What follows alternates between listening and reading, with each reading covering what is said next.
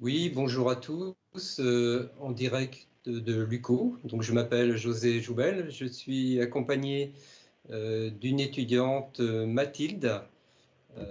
Donc, je vais vous parler de la licence professionnelle métier du tourisme, communication et valorisation des territoires.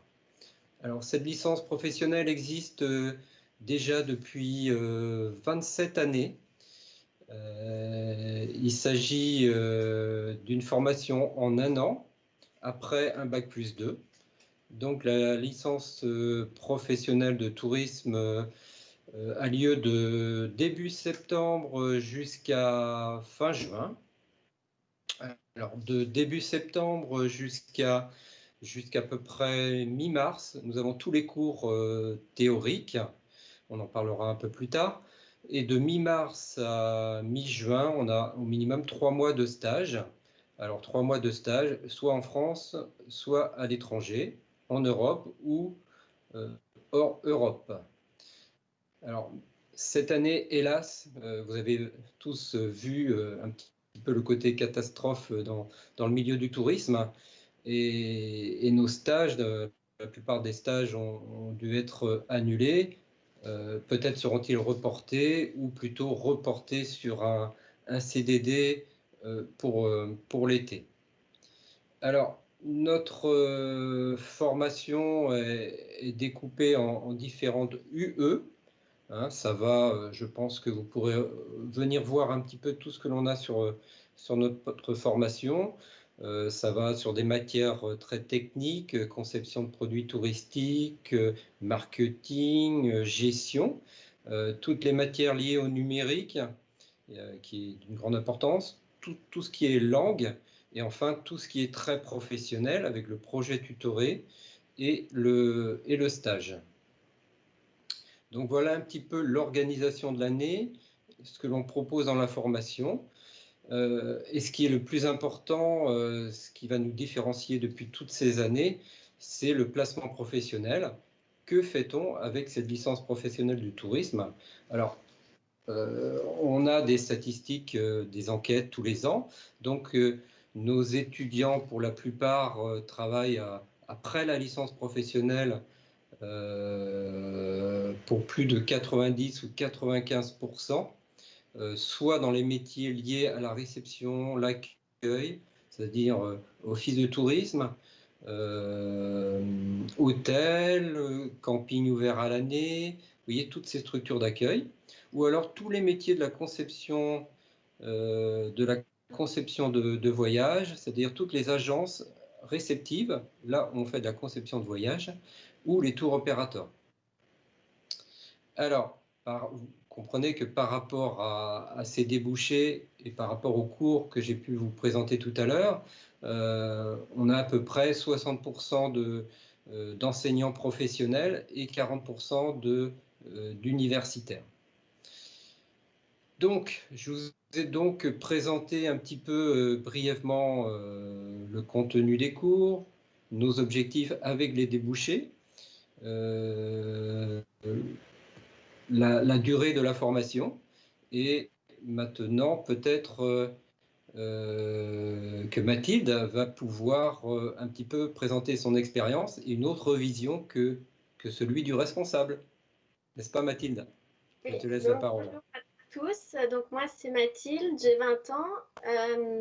J'ai effectué un BTS tourisme en région centre juste avant de venir faire ma licence à l'UCO. Pourquoi j'ai fait cette licence? Parce que je voulais principalement approfondir mon BTS tourisme et m'aider pour entrer dans le monde professionnel vu que c'est le but quand même d'une licence professionnelle.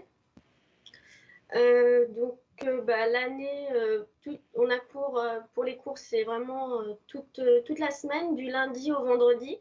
Donc par rapport à une université, je dirais, la fac, on n'a pas de cours le samedi, donc ça c'est quand même un avantage. Et on fait des journées vraiment normales, donc de 8h30 souvent jusqu'à midi, et après on reprend l'après-midi jusqu'à 17h30 environ, mais ça change toutes les semaines, donc il n'y a pas de problème.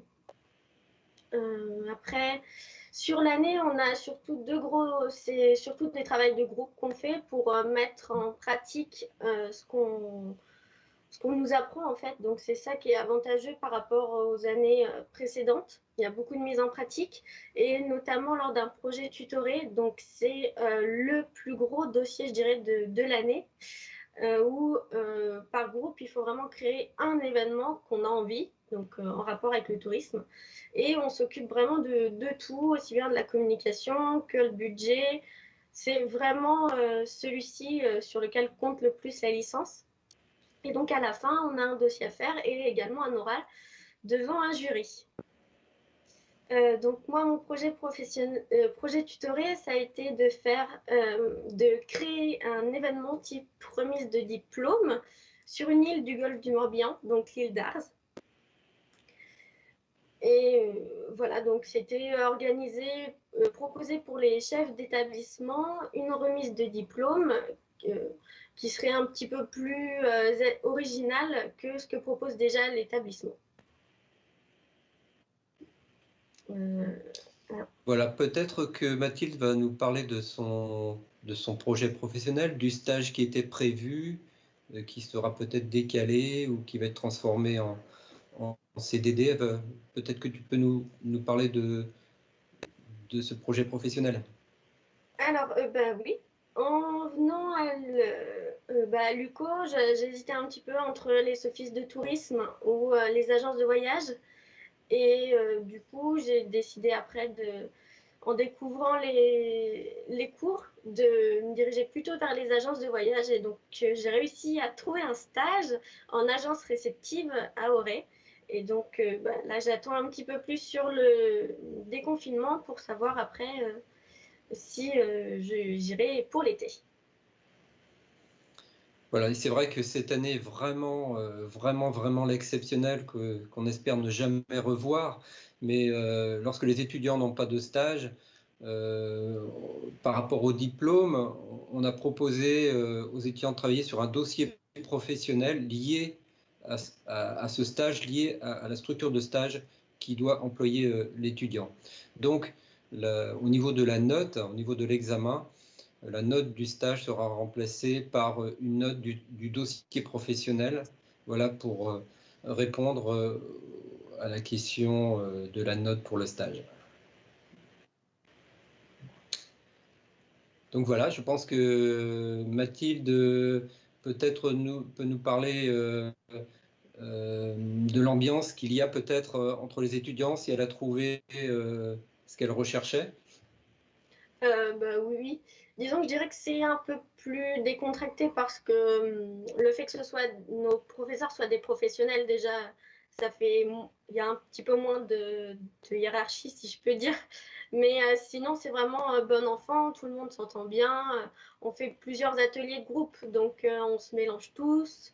Il y a vraiment, enfin, pas de, il y a pas vraiment, il y a pas de groupe quoi. On s'entend tous bien et c'est bon enfant. Après, moi, justement, le cours que j'ai préféré, c'est plutôt celui qui est en rapport avec mon projet professionnel de la commercialisation de produits touristiques, durant lequel, justement, on a notre deuxième plus gros dossier de l'année où il faut créer entièrement un circuit en autocar. Donc, c'est vraiment, on doit contacter des prestataires pour savoir déjà des prix. Et après, on le monte vraiment tout entier. Donc, comme si on était en agence de voyage. Très bien. Alors, je voudrais aussi répondre à une question un peu sur le taux d'insertion. Donc, comme je disais au tout début de la présentation, on fait des enquêtes régulièrement. Et depuis toutes ces années, depuis 27 ans, en gros, vous avez 95-16% des étudiants qui rentrent dans le milieu du travail, et vous avez quelques étudiants qui, exceptionnellement, poursuivent sur une autre formation, une autre spécialité ou éventuellement un autre master. Mais c'est vrai que pour les étudiants qui, aujourd'hui, après la licence recherche du travail, à plus de 90%, dans les 6 mois qui suivent, logiquement, il y a un premier contrat de travail. Donc c'est notre force. Et c'est pour cela qu'on est toujours là après 27 ans et on espère que cette année bizarre puisse très rapidement s'effacer et qu'on reprenne nos bonnes habitudes.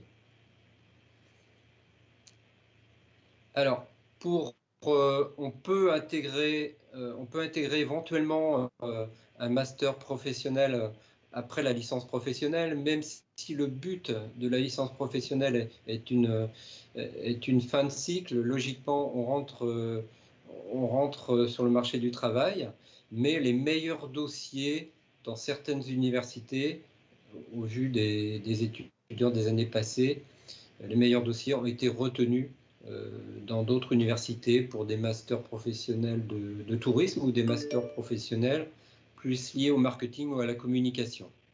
Parce que vous allez remarquer que on a quand même, on est licence professionnelle de tourisme, option communication.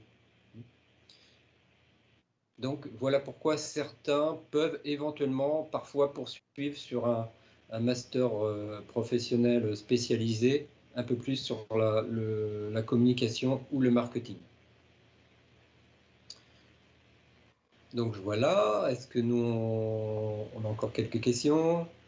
Alors, l'origine des étudiants, comme pour Mathilde, c'est vrai qu'on a énormément de demandes de BTS Tourisme. Et c'est vrai qu'aujourd'hui, tout BTS Tourisme veut poursuivre, finir son cycle européen à Bac+3. Et donc, c'est vrai qu'on a énormément de demandes de BTS et surtout de BTS Tourisme. Donc, sur nos 25 étudiants de la promotion, on a à peu près 45-50% de BTS Tourisme. Et autrement, on a des étudiants de DUT, notamment technique de commercialisation ou gestion. Et on a d'autres BTS, BTS communication. Et on a aussi des L2 ou L3 de langue ou d'économie droit ou autre. Donc voilà un petit peu l'origine des étudiants. Alors parfois, en début d'année, c'est vrai que Mathilde pourra vous le dire, on a l'impression qu'un BTS Tourisme a déjà beaucoup de compétences et beaucoup de savoir par rapport à, par exemple, à un L2 de langue, mais très très vite, je crois que tout s'efface au bout de quelques mois. Je crois que... Oui. Hein, Mathilde? Oui, surtout.